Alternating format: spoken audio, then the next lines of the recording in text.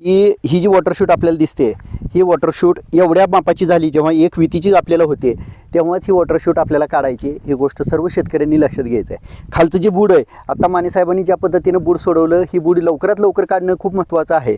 पण ही वॉटरशूट एवढी जेव्हा होते तेव्हाच काढली पाहिजे, कारण ही जर वॉटरशूट तुम्ही जर अगोदर काढली तर ह्या वॉटरशूटवर इथं तुम्हाला कळी दिसते आणि इकडच्या वॉटरशूटवर सुद्धा तुम्हाला कळी दिसते, इकडच्या वॉटरशूटवर तुम्हाला कळी दिसते. म्हणजे ह्या ज्या वॉटरशूट आहेत, ह्या एवढ्या वॉटरशूट असताना ती कळी फेकणार आहे का बिना कळीची आहे ही काय आपल्याला लक्षात येत नाही.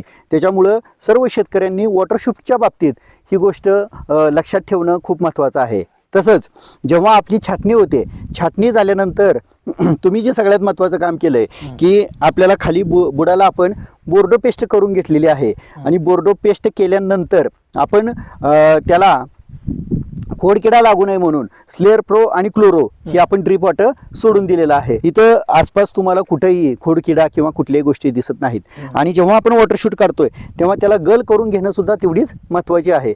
गल करून घेतल्यानंतर आपल्याला सिटिंग झाल्यानंतर कंपल्सरी 1 महिन्याला आपल्याला तिथं ड्रिंचिंग करायचं आहे. आणि हे जर ड्रिंचिंग केलं तर आपल्या प्लॉटला खोडकिड्याचं अजिबात कुठलाही प्रादुर्भाव होणार नाही. तर ते ड्रिंचिंग आहे हँगर 9 आणि झोमॅटो नावाचं ड्रिंचिंग आहे. तर ते बुडाला आपल्याला दर महिन्याला एकदा अमावस्येच्या दिवशी करायचं आहे.